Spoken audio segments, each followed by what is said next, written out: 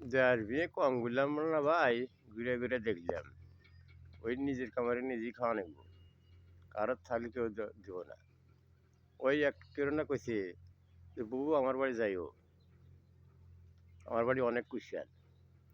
তো যা কইছে কো কুশাল কো, বলে আমার না খালি মুহে চাপা, যে যতই হরু ওই খালি মুহে চাপা, কেউ তাহলে কাহক দিব না, যা যা কামাইরা তারই খাওয়া নেব।